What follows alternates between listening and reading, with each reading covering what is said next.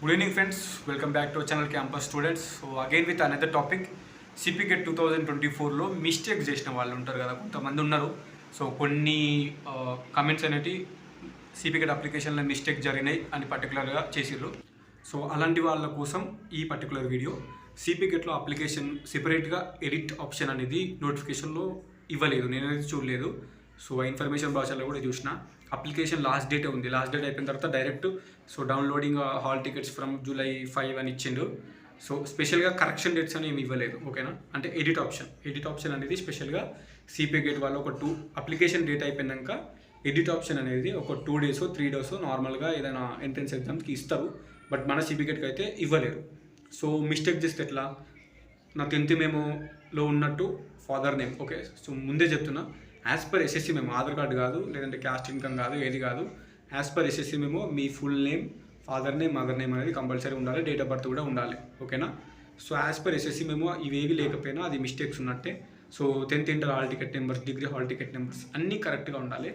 Application submit చేసిన వాళ్ళు ఏదైనా మిస్టేక్ ఉంటే నేను స్క్రీన్ మీద స్క్రోల్ చేస్తా అండ్ అఫీషియల్ వెబ్సైట్లో కూడా కాంటాక్ట్ అస్లో క్లిక్ చేస్తా. అఫీషియల్ వెబ్సైట్ ఓపెన్ చేయగానే అక్కడ మీకు కాంటాక్ట్ అస్ అని ఉంటుంది. సో కాంటాక్ట్ అస్ అంటే వాళ్ళని కాంటాక్ట్ అవ్వడం, అది క్లిక్ చేస్తే వాళ్ళకు టోల్ ఫ్రీ నెంబర్స్ ఉంటాయి అక్కడ. సో హెల్ప్ లైన్ నెంబర్స్, ఆ వాటికి మనం కాల్ చేయాలి. సో వెంటనే లిఫ్ట్ చేయరు, ఒక 20-30 minutes చేస్తూనే ఉంటే వాళ్ళే లిఫ్ట్ చేస్తారు. ఎందుకంటే ఉండే మనకు 2 హెల్ప్ లైన్ నెంబర్స్ ఉంటాయి. చేసేటోళ్ళు ఏమో ఆల్మోస్ట్ 70,000 to 80,000 అప్లికేషన్స్ వస్తాయి. ఇంతమంది ఉంటే ఆ 2 హెల్ప్ లైన్ నెంబర్స్ ఉంటే మనకి ఎన్ని ఫోన్ ఆటోమేటికల్లీ బిజీ వస్తాయి, చాలామంది చేస్తారు కదా. అండ్ నెక్స్ట్ వచ్చేసి కింద ఈమెయిల్ ఐడి కూడా ఉంటుంది, CPGET helpdesk@gmail.com అని ఉంటుంది. సో అవి రెండింటికి నేను మీ స్క్రీన్ మీద ఇస్తా, మీరు వెబ్సైట్లో కూడా చూసుకోవచ్చు. హెల్ప్ లైన్ నెంబర్స్కి కాల్ చేస్తే ఒకవేళ ఫోన్ లిఫ్ట్ చేస్తే చెప్పండి, సో నాది ఇట్లా మిస్టేక్ జరిగింది, నాది ఎడిట్ చేయండి అంటే వాళ్ళు లైన్లో ఉన్నప్పుడే ఎడిట్ చేస్తారు. లేదు అంటే ఈమెయిల్ పెట్టండి, ఓకేనా. అందులో ఇచ్చిన ఈమెయిల్ ఐడికి మెయిల్ పెట్టండి. సో మీ మెయిల్ నుంచి చెప్పండి, సో నా నేమ్ ఇది, నా డిగ్రీ హాల్ టికెట్ నెంబర్ ఇది, నా డేట్ ఆఫ్ బర్త్ ఇది. సో మీ డీటెయిల్స్ అనేది అక్కడ రాయండి. సో నాది అక్కడ పెట్టండి, లెటర్ లాగా రాయండి ఈమెయిల్లో. సో నా మెయిల్ ఇది, నా డిగ్రీ హాల్ టికెట్ నెంబర్ ఇది, నా డిగ్రీ కోర్స్ ఇది, నేను ఇక్కడ డిగ్రీ కంప్లీట్ చేస్తున్నాను. CPGET అప్లికేషన్లో సో నా డేట్ ఆఫ్ బర్త్ మిస్టేక్ అయింది, లేదంటే నా degree hall ticket number mistake అయింది, లేదంటే నా నేమ్ కానీ ఫాదర్ నేమ్ కానీ మిస్టేక్ జరిగింది. సో మిస్టేక్ జరిగింది, సో కింద రిక్వెస్టింగ్ టు ఎడిట్ దిస్ అని పెట్టి, సో థ్యాంక్స్ అండ్ రిగార్డ్స్ అని పెట్టేసి మెయిల్ పెట్టండి. అండ్ మెయిల్కి అటాచ్ చేయండి. అక్కడ మెయిల్ రాసేటప్పుడు పైన ఉంటుంది, అది క్లిక్ చేస్తే అటాచ్ ఫైల్ అని పెట్టి సో అటాచ్ చేయండి. ఏదంటే సో మీరు సబ్మిట్ చేసిన CPGET అప్లికేషన్ ఫామ్స్ ఉంటాయి కదా, సబ్మిటెడ్ CPGET అప్లికేషన్ ఫామ్ పెట్టండి, ఓకేనా. కంపల్సరీ అప్లికేషన్ ఫామ్ పెడితే సో మీ అప్లికేషన్ నెంబర్ కూడా ఉంటుంది, మెయిల్లో పెట్టండి. CPGET అప్లికేషన్ అయిపోయిన తర్వాత మీకు రిజిస్ట్రేషన్ నెంబర్ వస్తుంది, అది కూడా పెట్టుర్రి. సో CPGET రిజిస్ట్రేషన్ నెంబర్ పెట్టి అన్ని పెట్టేసి అటాచ్ అయితే CPGET submitted application form attach చేయండి. ప్రూఫ్ లాగా, అంటే ఇప్పుడు నీ నేమ్ మిస్టేక్ అయింది, నీ నేమ్ ఎడిట్ చేయాలి, as per SSC memo edit చేస్తారు కాబట్టి SSC మెమోని అటాచ్ చేయండి మెయిల్లో. లేదంటే నీ డిగ్రీ హాల్ టికెట్లో నెంబర్ అనేది మిస్టేక్ అయింది, సో నీ డిగ్రీ హాల్ టికెట్ నెంబరు అక్కడ అటాచ్ చేయి, మెయిల్కి అటాచ్ చేసి నీ CPGET submitted online application form attach చేసి యాజ్ పర్ నా డిగ్రీ హాల్ టికెట్ నా CPGET అప్లికేషన్ ఫామ్లో లేదు, హాల్ టికెట్ నెంబర్ మిస్టేక్ చేసిన, నా హాల్ టికెట్లో ఉన్నట్టే యూరి అని పెట్టండి. లేదంటే SSC మెమో అటాచ్ చేసి అక్కడ రాయండి మెయిల్. సో నేను మీకు మెయిల్కి అటాచ్ చేస్తున్నా SSC memo, as per SSC memo CPGET submitted application ఫామ్లో నేమ్ అనేది లేదు, నాకు మిస్టేక్ అయింది, లేదంటే ఫాదర్ నేమ్ మిస్టేక్ అయింది, లేదంటే మదర్ నేమ్ మిస్టేక్ అయింది అని అక్కడ పెట్టండి, ఓకేనా. So most of the students ఇదే మిస్టేక్ చేస్తారు. డిగ్రీ హాల్ టికెట్ నెంబర్స్ కానీ లేదంటే SSCకి సంబంధించిన details, name, father name, mother name, date of birth ఇవే మిస్టేక్ చేస్తారు. మీరు ఏది మిస్టేక్ చేసిర్రో దానికి సంబంధించిన ప్రూఫ్ పెట్టండి. చెప్పిన కదా, డిగ్రీ హాల్ టికెట్ లేదంటే మన SSC మెమో ఇలాంటివి అటాచ్ చేసి అండ్ CPGET మీరు ఫామ్ సబ్మిట్ చేస్తారు కదా, దాన్ని కూడా అటాచ్ చేసి మెయిల్ రాయండి, ఓకేనా. నా నేమ్ ఇది, నా డిగ్రీ హాల్ టికెట్ నెంబర్ ఇది, నేను CPGET ఫామ్ సబ్మిట్ చేసిన, నా రిజిస్ట్రేషన్ నెంబర్ ఇది. సో ఇది మిస్టేక్ అయిపోయింది, దీన్ని సో ఇది మిస్టేక్ అయింది, ఇలా దీన్ని ఇట్లా ఎడిట్ చేయండి, ఓకేనా అని పెట్టేసి నేను ప్రూఫ్ కూడా అటాచ్ చేస్తున్న మెయిల్కి అని రిక్వెస్ట్ అని పెడితే వాళ్ళు mail 2 days 3 days 4 days 5 days compulsory edit అనేది చేస్తారు. అక్కడ చాలా తక్కువ మంది స్టాఫ్ ఉంటారు, సో కొంచెం మెయిల్స్ చెక్ చేస్తూ ఉంటారు వాళ్ళు.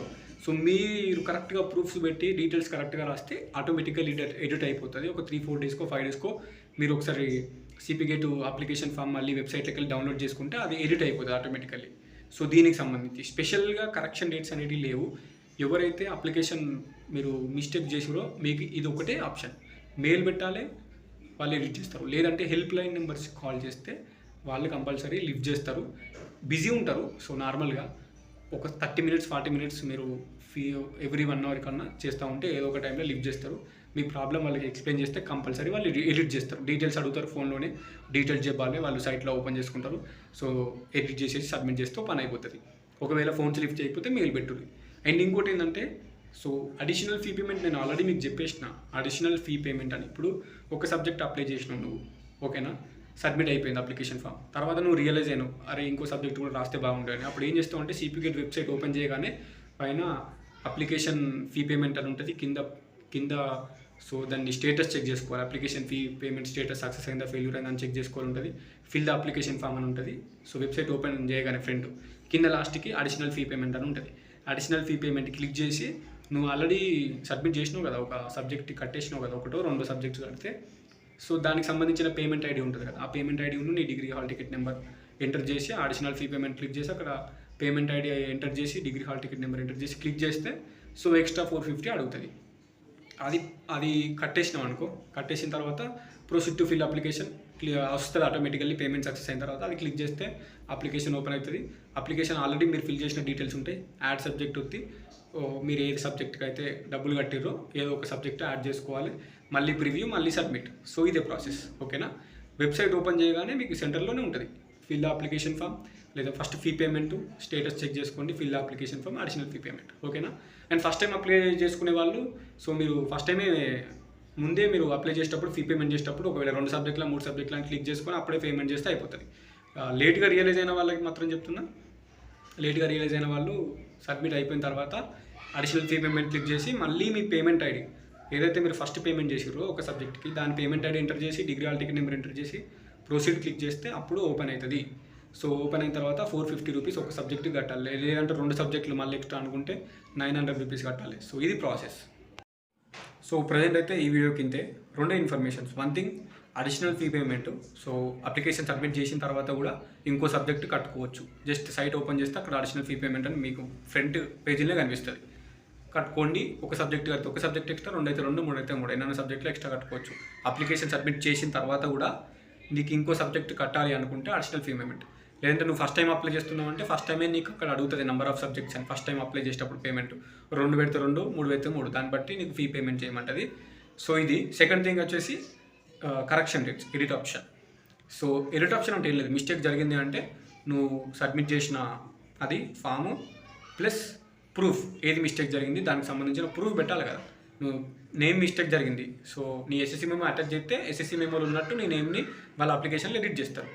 లేదంటే నీ degree hall ticket number mistake జరిగింది, నువ్వు డిగ్రీ హాల్ టికెట్ అక్కడ అటాచ్ చేస్తే వాళ్ళు డిగ్రీ హాల్ టికెట్ యొక్క ప్రూఫ్ తీసుకొని వాళ్ళు వెరిఫై చేసుకొని అప్పుడు నీ degree hall ticket number as per your hall ticket నీ అప్లికేషన్ సబ్మిట్ చేసిన ఫామ్లో పెడతారు. సో ఇది ప్రాసెస్, అంతే, ఏం లేదు. 2 ఇన్ఫర్మేషన్స్ ఈ వీడియోలో చెప్పిన. ఇంకేమైనా డౌట్స్ ఉంటే కింద కామెంట్ చేయండి. కంపల్సరీ వీడియోస్ అనేవి ఈచ్ అండ్ ఎవ్రీ డీటెయిల్, అది చిన్న ప్రాబ్లం అయినా అది 100 మందిలో 90 మందికి తెలిసినా కానీ ఒక 10 మందికి తెలియకపోవచ్చు. సో ఆ 10 మెంబర్స్ కోసమైనా వీడియో చేస్తా. ఎందుకంటే మన ఛానల్ పెట్టిన ప్రతి వీడియో మినిమం 1000 మెంబర్స్ అన్న చూస్తారు. అందులో 100 మెంబర్స్ కన్నా సో నేను చెప్పిన ఇన్ఫర్మేషన్ తెలియకపోవచ్చు, వాళ్ళకి తెలిస్తే చాలు కదా. సో మనకు తెలిసినంత మాత్రం అందరికీ తెలిసినట్టు కాదు. ఆ చిన్న ఇన్ఫర్మేషన్ అయినా కానీ చాలామందికి తెలియదు. రూరల్ విలేజెస్లో ఉన్న వాళ్ళు కొంతమంది, సో ఈ సిపిగేట్ అంటే అసలు ఐడియానే లేని వాళ్ళు కొంతమంది ఉంటారు. సో వాళ్ళ కోసమే నేను చెప్పేది. సో కొంతమంది యాక్టివ్గా ఉంటారు, అన్నీ తెలుసుకుంటారు, యూట్యూబ్లో గూగుల్లో చూసి వాళ్ళకి నాలెడ్జ్ ఉంటుంది. బట్ చాలామందికి తెలియదు కూడా. సో అలాంటి వాళ్ళ కోసం చిన్న డౌట్స్ ఉన్నా కానీ వీడియోస్ రూపంలో పెడతా, అది మీకు హెల్ప్ అవుతుంది. And thank you so much for watching my videos. Content నచ్చితే కామెంట్ చేయి. సో నచ్చకపోతే ఎందుకు నచ్చలేదో, ఏ డౌట్ ఉంటే కామెంట్ చేయి. డౌట్ ఉంటే నేను రిప్లై ఇస్తాను. అండ్ నచ్చితే నచ్చిందని కామెంట్ చేయి. అండ్ అంతే, ఇంకేమన్నా వీడియోస్ చేయాలంటే ఏదైనా టాపిక్ గురించి డౌట్స్ గురించి ఉంటే కూడా కామెంట్ చేయండి. సో అంతే, signing off. This is your campus student. Thank you so much for watching this video till end. And that's it for now.